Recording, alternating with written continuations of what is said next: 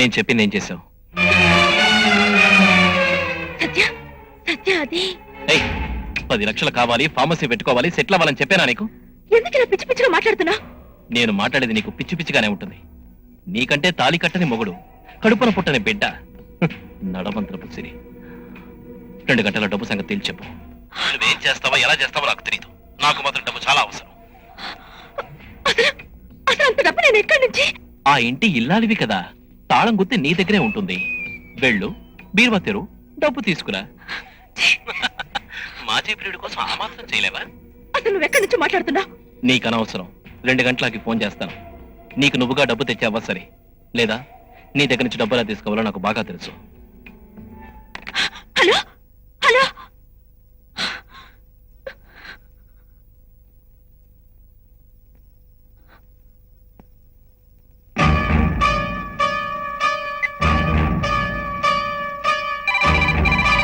Welcome Deccan continental. మీ హోటల్లో సత్యాన్ని ఎవరైనా చెక్ ఇన్ అయ్యారా? Just a moment ma'am. Room number 201. Thank you.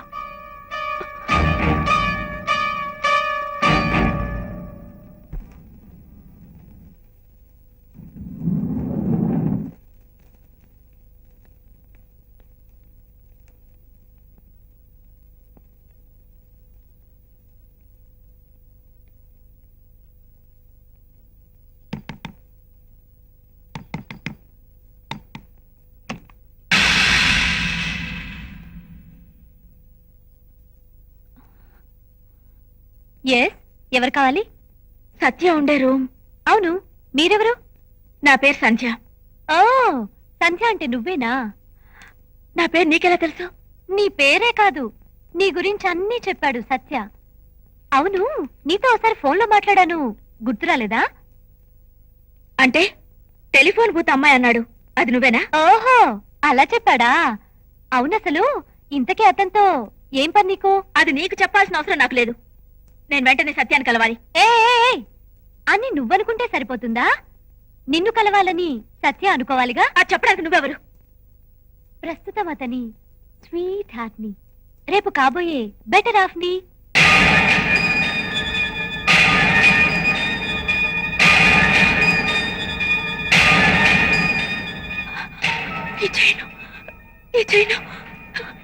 ఈ చైన్ సత్యది కదా, నీ దగ్గరికి ఎలా వచ్చింది?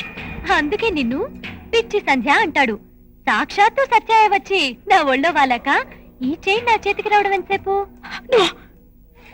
నేను నమ్మను. నన్ను ప్రేమించిన నా సత్య నన్ను మోసం చేయడు.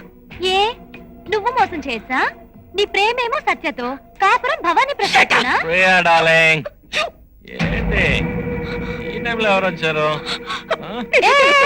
ఆగు, అతనున్న పరిస్థితిలో ఇప్పుడు నిన్ను కలవటానికి ఇష్టపడతాడో లేడో కనుక్కొని చెప్తా.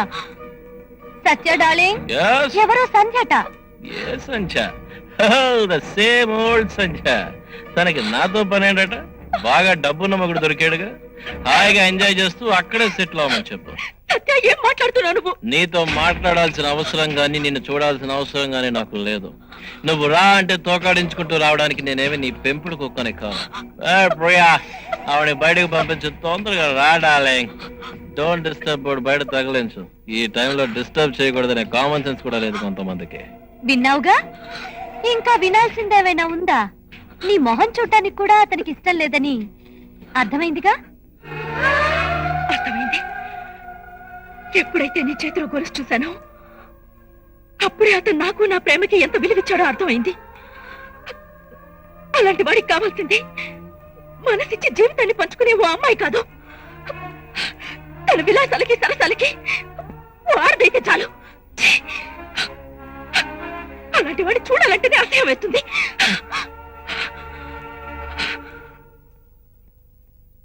చూడు, రేపు నీకన్నా సుఖం ఇచ్చే ఇంకో అందమైన ఆడపిల్ల దొరికిందనుకో, నీకచ్చి కూడా ఇంతే.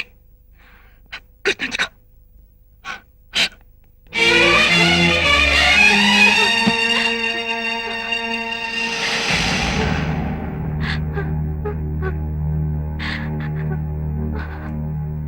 Thank you Priya, thank you very much. ఎందుకు? నాకు ప్రాణదానం చేసిన ఓ దేవుడికి ఇచ్చిన మాట నిలబెట్టడం కోసం నేను ఈ నాటకం ఆడుతున్నా. నేను చేస్తున్న పనిలో స్వార్థం ఉంది, కానీ ఏ స్వార్థం లేకుండా ఓ స్త్రీ దృష్టిలో నా కోసం చులకనైపోయావు. లేదు విష్ణు, ఇందులో నా స్వార్థం కూడా ఉంది. నీ స్వార్థమా? కనీసం కొన్ని నిమిషాలైనా నన్ను ప్రేయసిగా ఒప్పుకున్నావు. నీ కాబోయే భార్యగా నటించే అవకాశం దొరికింది. ఈ జన్మకిది చాలని సరిపెట్టుకుంటాను.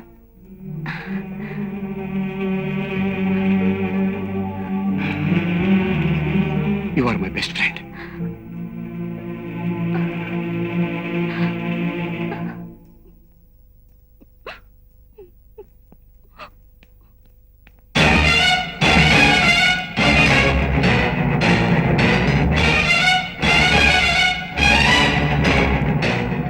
ఎందుకు ఇలా వచ్చావు? నా కర్మ కాలి. నీ కొడుకు డబ్బు పిచ్చి పట్టుకుంది. వచ్చి తాగుపోతున్నా తయారయ్యాడు.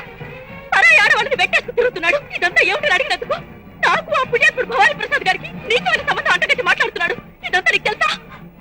తెలుసు. నా కొడుకు తాగుబోతయ్యాడు, తిరుగుబోతయ్యాడు, పిచ్చివాడయ్యాడు. దానికంతటికి కారణం నువ్వు. నేనా? అవును, డబ్బు పిచ్చి పట్టుకుంది మావాడికి కాదు, నీకు. సరిగ్గా మావాడు నిన్ను పెళ్లి చేసుకుందామనుకున్న సమయంలో ఆ భవానీ ప్రసాద్ ఐశ్వర్యం, అంతస్తు, హోదా ముందు మా వాడు, వాడి ప్రేమ నీకు గట్టి పరకలా కనిపించాయి. అందుకే వాడిని నిర్లక్ష్యం చేశావు. నమ్ముకున్నాడది నట్టేట ముంచేస్తే గుండె పగిలి నా కొడుకు పిచ్చివాడయ్యాడు. అయినా నా కొడుకు ఏమైపోతే నీకెందుకు? నిన్ను నెత్తి మీద పెట్టుకుని చూసుకునే మగాడున్నాడుగా. అసలు మీరు మనుషులేనా? ఏంటి మీరు మాట్లాడేది? నేను అక్కడికి ఎవరి కోసం వెళ్ళాను? చావు బ్రతుకుల మధ్య ఉంటే మీ ప్రాణం కాపాడడం కోసం ప్రపంచంలో ఏ ఆడపిల్ల చేయని సాహసం చేసి ఉక్కు మా తెలియని వాడికి భారీగా నటించడానికి వెళ్ళాను. నా మంచితనానికి మీరు డబ్బు పిచ్చని, నా త్యాగానికి అక్రమ సంబంధం అడ్డగడుతున్నారు. ఏంటేంటి త్యాగమా? ఏంటే నువ్వు చేసిన త్యాగం? రాజభోగాలు అనుభవించడం, రాణివాసం చేయడం కూడా త్యాగమేనా? అతనేదో నిన్ను అరచేతుల్లో పెట్టుకుని చూస్తున్నాడట కదా. ఆ షికార్లు, సరసాలు అన్నీ మాకు తెలుస్తూనే ఉన్నాయి. ఒకే ఇంట్లో ఉంటూ మీ ఇద్దరి మధ్య ఏ సంబంధం లేదు అని చెప్తే నమ్మడానికి నేను, నా కొడుకు వెర్రి బాగులోళ్ళం కాదు. వెళ్ళు, వెళ్ళిక్కడి నుంచి. చాలా సంతోషం, చాలా సంతోషం. కొడుకు నీచంగా ప్రవర్తిస్తున్నాడని తల్లి దగ్గర మొరపెట్టుకోవడానికి వచ్చాను. కానీ తల్లి అంతకన్నా గొప్పదని ఇప్పుడే తెలిసింది. నన్ను పెరిదాన్ని చేసి ఆడుకున్న నీకు, నీ కొడుక్కి కోటి నమస్కారాలు.